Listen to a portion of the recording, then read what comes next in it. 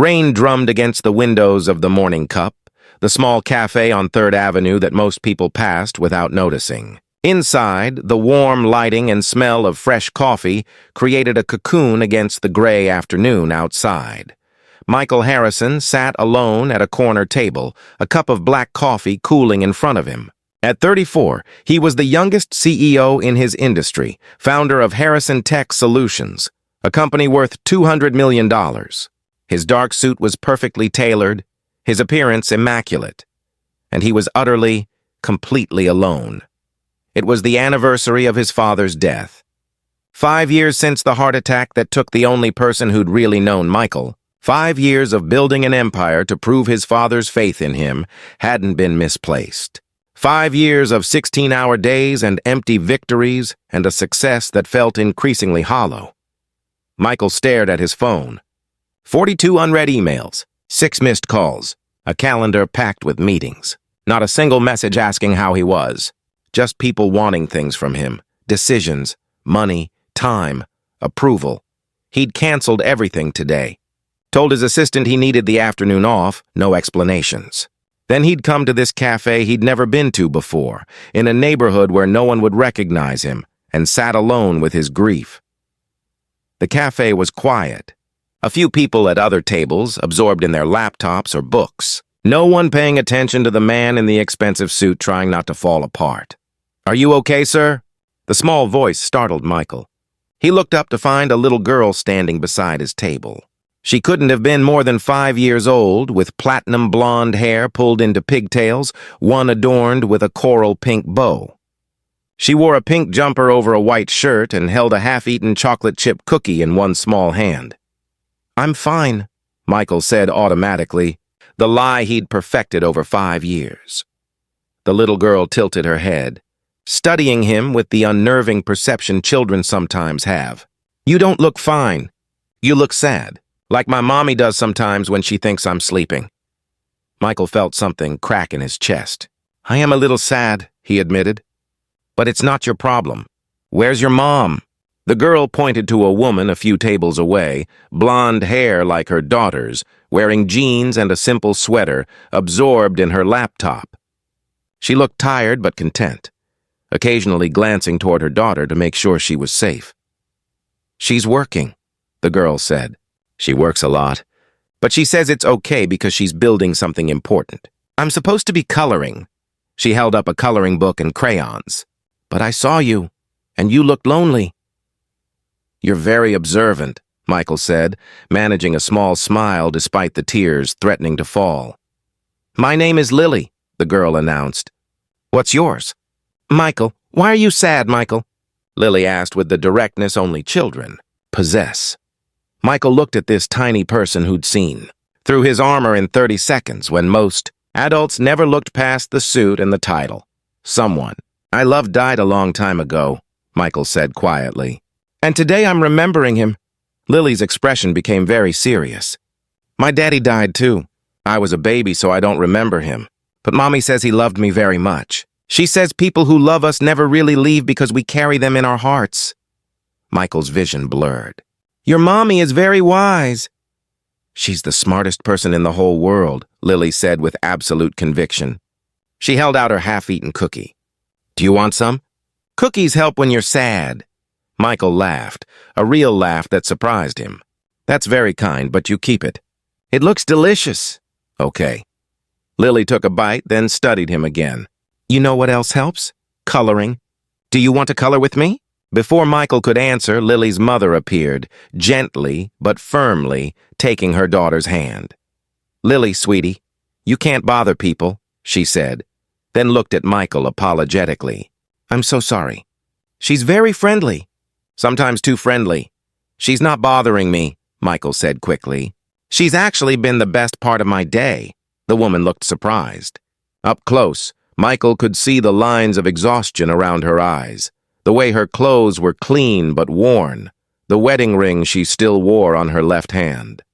"I'm Rebecca," she said. "Rebecca Foster." "And you've met Lily?" "Michael Harrison," he replied, shaking her hand.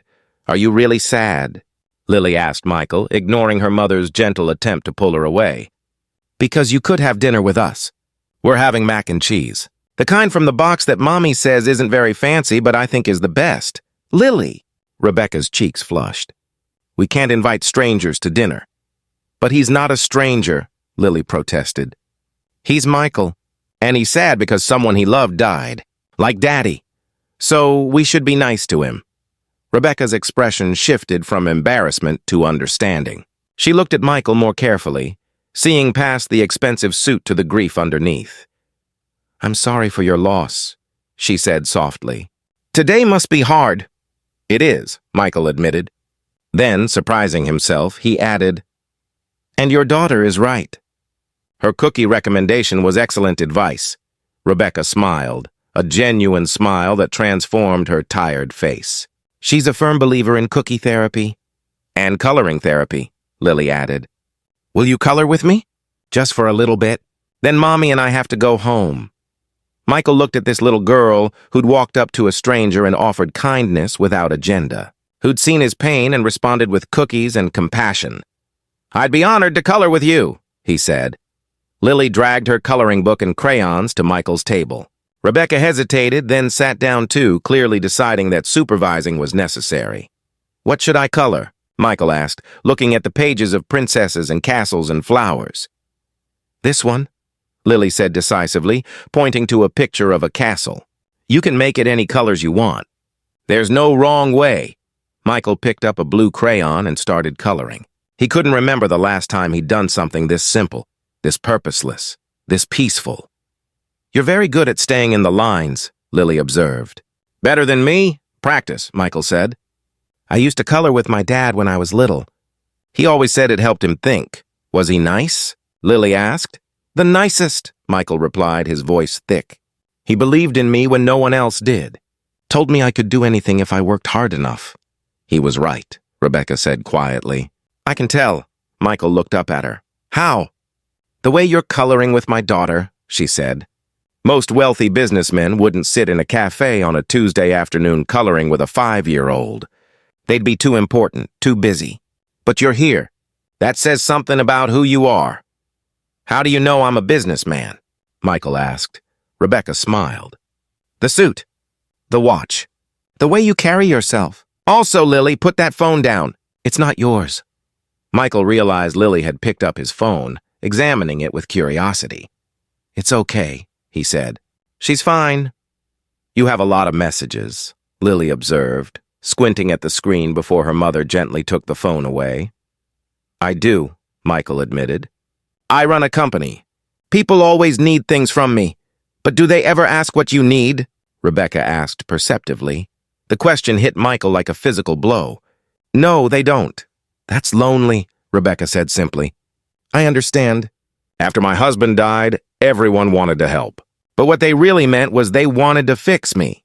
Make me stop being sad so they could feel better. No one wanted to just sit with me in the sadness. Until Lily got old enough to understand. She doesn't try to fix. She just loves. I'm good at loving, Lily said proudly, continuing to color her princess purple. They sat together for an hour, coloring, talking about nothing important. Lily chattered about kindergarten and her best friend Sophie and how she wanted a puppy, but Mommy said their apartment was too small. Rebecca talked about the freelance graphic design work she was doing, trying to build a business while raising Lily alone.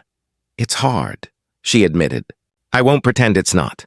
But we're making it work. Some days are better than others. And on the bad days? Michael asked. On the bad days, we eat box mac and cheese and watch Disney movies and remember that tomorrow might be easier, Rebecca said. We survive. We find small joys. We keep going. Michael realized this woman, struggling to make ends meet, raising a child alone, had more wisdom about life than most of the executives he knew. When they finally prepared to leave, Lily hugged Michael goodbye. I hope you feel better, she said seriously. And I hope you remember that your daddy is in your heart, so you're never really alone. Michael had to fight back tears. Thank you, Lily. You've helped me more than you know. Rebecca hesitated, then pulled a business card from her wallet. This is my work email. If you ever need someone to talk to, someone who understands grief, I'm here. No judgment, no expectations. Michael took the card, then pulled out one of his own. "And if you ever need anything, call me." "I mean it." Rebecca glanced at the card and her eyes widened. "Harrison Tech Solutions. You're that Michael Harrison, CEO. I read about your company in Forbes." "Guilty," Michael admitted. "And you spent an hour coloring with my daughter." "Best hour I've had in months," Michael said honestly. That evening, alone in his penthouse apartment, Michael looked at the coloring page Lily had insisted he keep. A castle colored in blues and silvers, a little girl's handwriting at the bottom. "For Michael from Lily. Don't be sad." He called Rebecca's number, not really expecting her to answer. "Hello?" Her voice was surprised. "I know this is forward," Michael said. "But would you and Lily like to have dinner sometime? Real dinner, not just cafe conversations. I'd like to get to know you both better." Rebecca was quiet for a moment. "Michael, I need to be honest. I can't be someone's charity case. I'm proud of what I'm building, even if it's small. I won't be your good deed." "You wouldn't be," Michael said. "Rebecca, your daughter saw someone in pain and responded with kindness. She didn't care about my suit or my car or my company. She cared about a sad stranger. And you raised her to be that way. That's remarkable. I don't want to help you. I want to know you. And Lily?" Rebecca asked carefully. "Lily reminds me what matters," Michael said. "She reminds me that success isn't about money or power. It's about being the kind of person who offers cookies to sad strangers. That's the person my father wanted me to be. That's who I want to be." They started with dinners, then weekend outings to the zoo, the park, the children's museum. Lily was always with them, chattering between them, holding both their hands. Michael found himself laughing more, relaxing, being present in moments instead of constantly thinking about the next meeting, the next deal, the next achievement. Rebecca found herself trusting again, opening her heart to someone who saw her struggles but respected her strength, who didn't try to fix her but walked beside her. 6 months after that rainy afternoon, Michael brought Rebecca and Lily to his company's headquarters. He'd created a new initiative, Harrison Hearts, a foundation supporting single parents, building businesses, providing resources, mentorship, and financial assistance without strings attached. "This started because a little girl asked if I was okay," Michael told the staff, and press gathered for the announcement. "Because someone cared about a stranger's pain. I've spent 5 years building financial success. This is about building something that matters, something my father would be proud of." Lily, wearing her favorite pink dress, whispered loudly to her mother, "Is Michael talking about me?" Rebecca smiled, tears in her eyes. "Yes, baby. He's talking about you." A year after the cafe, Michael knelt in that same spot where Lily had first approached him. Rebecca and Lily sat across from him, both looking curious. "Lily," Michael said seriously, "I have something important to ask you." "Okay," Lily said, eyes wide. "I love your mom very much." "And I love you very much. Would it be okay with you if I asked your mom to marry me?" Lily gasped, then nodded vigorously. "Yes, yes! Can we get a puppy too?" Everyone in the cafe laughed. Michael turned to Rebecca, pulling out a ring. "Rebecca Foster, you and Lily saved me. You taught me that life isn't about what you achieve, but about who you love and who loves you back. Will you marry me? Will you let me be the family you deserve?" Rebecca was crying, laughing, nodding all at once. "Yes, 1,000 times yes." Lily threw herself at Michael, hugging him tight. "Now you're going to be my daddy! And we're going to be a family! And maybe we can get a puppy." Michael held them both. These two people who'd wandered into his life on his darkest day and brought light back. Who'd taught him that vulnerability isn't weakness, that asking for help is strength, that the smallest voices sometimes carry the most important messages. The lonely CEO wasn't lonely anymore, because a little girl with a pink bow and a half-eaten cookie had looked at a stranger and seen not a business mogul or a bank account, but simply a person who needed kindness. And sometimes, that's all it takes to change everything. One moment of compassion. One question asked with genuine care. One person brave enough to approach a stranger and ask if they're okay.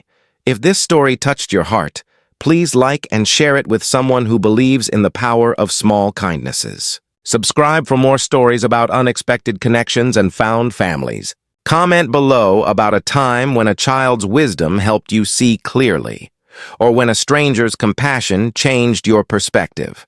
Your story could inspire someone to reach out, to ask if someone is okay, to offer comfort even when it feels small, because sometimes the smallest gestures create the biggest transformations.